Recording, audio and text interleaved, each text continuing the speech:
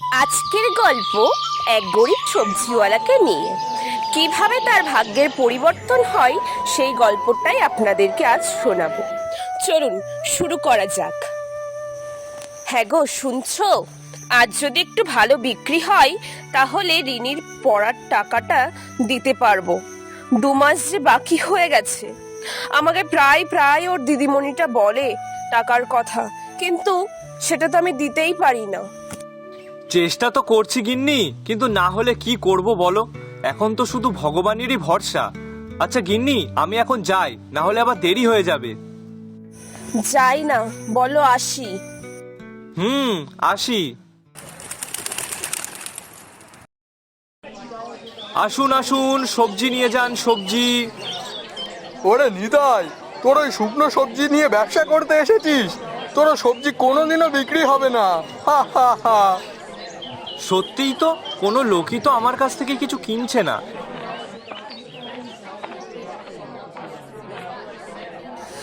বাবা, একটু সবজি দেবে? 3 দিন ধরে কিছু খাইনি। আসলে আমার তো কেউ নেই, আর 5 দিন ধরে জ্বরের মধ্যে পড়েছিলাম, তাই কোনো কাজও করতে পারিনি। যে দুটো খাওয়ার জোটাবো সেটাও আমার কপালে নেই। ধুর, এমনিতেই বিক্রি হচ্ছে না, আর তার উপরে আবার ঘুরে ফিরে আমার কাছেই আসতে হলো সবজি চাইতে। না, কি আর করা যাবে, এসেছে যখন তখন না হয় ক্ষুধার্তের জন্য কিছু দিয়েই দিই।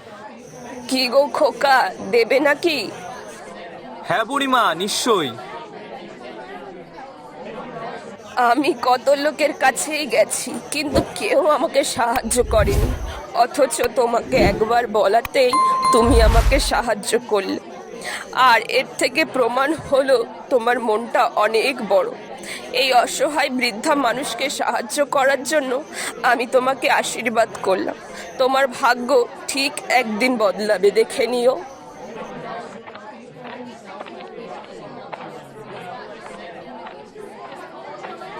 সত্যিই কি কিছু বদলাবে?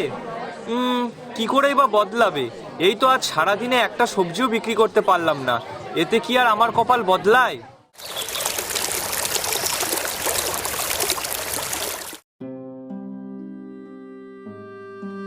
সব দিয়ে দিলে আমরা খাবোটা কি?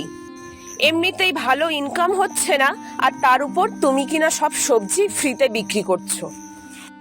তার কি করব বলো? ক্ষুধার্ত মানুষকে ফিরিয়ে দিলে যে ভগবান পাপ দেয়। হ্যাঁ, ভগবান তো ঘুরে ফিরে তোমাকেই পাপ দেওয়ার জন্য রয়েছে। এত লোক যে ওই বুড়িটাকে ফিরিয়ে দিল, সে বেলায় কিছু হলো না, আর তুমি যত পাপের চিন্তা করো। আরে ওসব ছাড়ো। জানো গিন্নি, সেই বুড়িমাটা না কেমন একটা যেন ছিল, মানে দেখে কেমন একটা রহস্যময় ধরনের লাগছিল।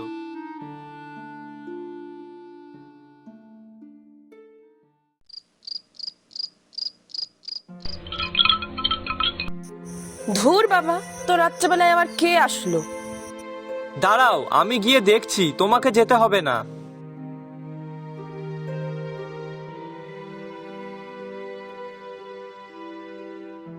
আপনি?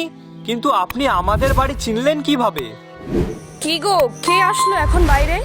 আর তুমি কার সাথেই বা কথা বলছো?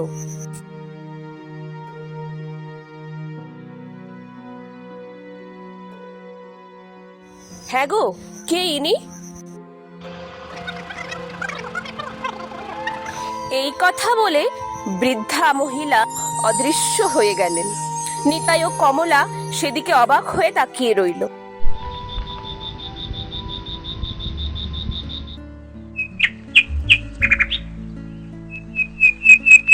ও গিন্নি, এ আমি কি দেখছি?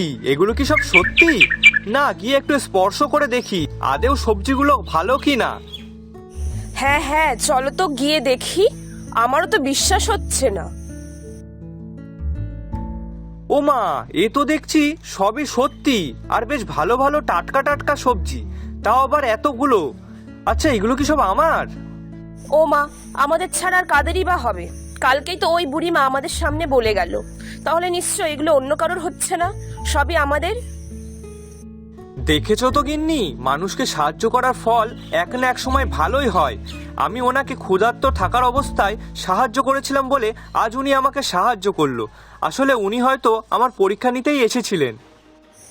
হ্যাঁ গো, তাহলে কি সত্যি আমাদের ভাগ্যটা বদলাচ্ছে? হ্যাঁ গিন্নি, ঠিকই বলেছো, আমারও তাই মনে হচ্ছে। তাহলে এক কাজ করি, আজ কিছু সবজি তুলে বাজারে নিয়ে যাই, গিয়ে দেখি বিক্রি হয় কিনা। হ্যাঁ হ্যাঁ, তাই করো, দেখবে আজ ভালোই বিক্রি হবে। নাও নাও, তাড়াতাড়ি সবজিগুলো তোলো তো দেখি। এটা কি করে সম্ভব? নিতাই এত ভালো সবজি থেকে পেলো? আরে দাদা, এত টাটকা সবজি কোথায় পেলে? এই তো ক্ষেতের থেকেই তুলে আনলাম। বাহ, তাহলে আমাকে একটা লাউ, 1 কিলো পটল আর 1 কিলো বেগুন দাও তো। হ্যাঁ হ্যাঁ, অবশ্যই অবশ্যই। তারপর লোকজন সব লাইন দিয়ে কিনতে লাগলো, আর মুহূর্তের মধ্যেই সব সবজি বিক্রি হয়ে গেল। আর ওদিকে তখন পটলের মাথায় আগুন জ্বলে উঠলো। না না, এসব হলে তো চলবে না। ওর জন্য তো দেখছি আমার ব্যবসাটা লাটে উঠবে। তা তো কিছুতেই হতে দেওয়া যাবে না। না, এর একটা বিহিত করতেই হবে।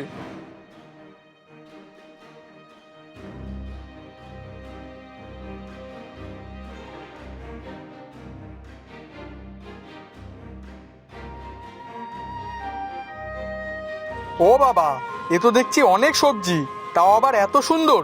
এমন সবজি তো আমার জমিতেও হয় না। তাহলে ওই নিতাইয়ের জমিতে হলো কিভাবে? আচ্ছা, এক কাজ করি, এর থেকে কিছুটা সবজি আমি তুলে নিই, আর বাকিটাতে ঘাস মারা ওষুধ দিয়ে যাই। তাহলে নিতাই কালকে আর কিছুতেই কোনো সবজি বিক্রি করতে পারবে না। হা হা হা। এই বলে পটল নিতাইয়ের ক্ষেত থেকে কিছু সবজি তুলে নিল, আর বাকি সবজিগুলোতে ঘাস মারা ওষুধ ছড়িয়ে দিল। পরদিন সকালে যখন নিতাই তার জমিতে গেল আর গিয়ে দেখলো, হায় হায়, আমার এত বড় ক্ষতি কে করলো? আমার যে আবার সব সর্বনাশ হয়ে গেল। হ্যাঁ, আমি এখন কি করব? আমাদের ভাগ্যটাই খারাপ, বুঝলে তো? নাও, যা হওয়ার তা তো হয়ে গেছে, তাই সেটা নিয়ে আর ভেবে লাভ নেই। তার থেকে বরং কি করলে ভালো হবে সেটা ভাবো। এখন জমির যে অবস্থা, তাতে নতুন সবজি লাগিয়ে তাতে সার দিতে দিতেই তো আমার অর্ধেক টাকা শেষ। কেন? আরে গিন্নি, এখন যে সারের চাহিদা অনেকটাই, আর দামও বেশি।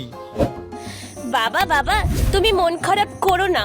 তুমি তো বলো ভালো মানুষের সাথে খারাপ কিছু হয় না। আচ্ছা বাবা, শোনো, আমার মাথায় না একটা বুদ্ধি এসেছে। কি বুদ্ধি মা? দেখো বাবা, আমার স্কুলে জৈব সার বানানোর পদ্ধতি শিখিয়েছিল। তুমি যদি ওই সার তৈরি করে জমিতে দাও, তাহলে কয়দিনের মধ্যেই আবার জমিতে ভালো সবজি হবে। তাই তো রে মা, এটা তো আমি ভেবে দেখিনি। আসলে মনে করবই বা কি করে? এখন কীটনাশক সার মানুষ জমিতে এত পরিমাণে ব্যবহার করছে যে ধীরে ধীরে জৈব সারের কথা সবাই ভুলেই গেছে।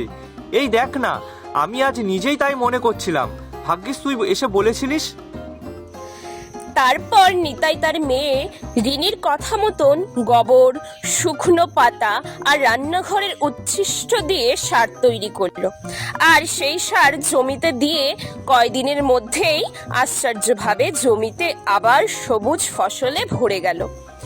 আর এবার আগের চেয়েও বেশি সবজি হয়েছে। তাই দেখে নিতাই আর কমলা আর তার মেয়ে রিনি, সেও খুব খুশি। ও গিন্নি, দেখো দেখো, কি ভালো সবজির ফলন হয়েছে। ওদিকে পটলের জমিতে সব সবজি পোকায় খেয়ে গেছে, আর তাই দেখে পটল কাঁদতে লাগলো। ওই যে কথায় আছে না, ধর্মের কল বাতাসে নড়ে। অন্যের ক্ষতি করলে নিজেরই ক্ষতি হয়, সেটা আজ পটল ভালোভাবেই বুঝতে পেরেছে। হাই কপাল, আমার জমিতে কি অবস্থা হলো! আমি কত টাকার সার কিনে দিলাম যাতে আমার জমিতে সবজি ভালো হয়, আর এ কি হলো! আমি পাশের গ্রাম থেকে এসেছি। আসলে সেখানে আমার একটা অনেক বড় হোটেল আছে, আর এখানে আমি এক আত্মীয়র বাড়ি এসেছিলাম, আর তখনই তোমার দোকান থেকে নিয়ে যাওয়া সবজি খেয়েছি। সত্যি খুব ভালো সবজি। তাই আমি ভাবছি আজ থেকে সব তোমার দোকান থেকেই নিয়ে যাব আমার হোটেলের জন্যে। কিন্তু বাবু, তাতে যে টাকা আমাকে অগ্রিম দিতে হবে। হ্যাঁ হ্যাঁ, তার জন্য যা লাগবে দেবো, টাকা নিয়ে তোমাকে ভাবতে হবে না। তবে সবজিগুলো কিন্তু ভালো হওয়া চাই। হ্যাঁ বাবু, সবজি নিয়ে আপনাকে ভাবতে হবে না, একদম টাটকা সবজি পেয়ে যাবেন। তাহলে ঠিক আছে বাবু, আপনার যা সবজি লাগবে সেগুলো তাহলে আপনি কালকে এসে নিয়ে যাবেন, কেমন? আচ্ছা বেশ, আর আমি তাহলে কালকেই তোমাকে তোমার টাকাটা দিয়ে দেব।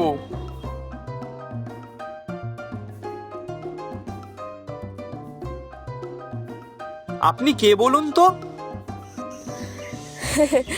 আমি তো বাবা শুধু পরীক্ষা করতে এসেছিলাম তোর মনটা কেমন। আসলে এই দুনিয়ায় এখন ভালো মানুষের খুব অভাব, তাই একজন ভালো মানুষকে খুঁজছিলাম আমি, আর সেটা হলো তুই। আর শোন, তোর যে ক্ষতি করেছে তার ক্ষতি ওই উপরওয়ালা নিজেই করে দিয়েছে। হা হা হা। দয়া, সততা আর পরিশ্রম কখনো বৃথা যায় না। ভালো মন থাকলে ভাগ্য একদিন ঠিক বদলাবেই।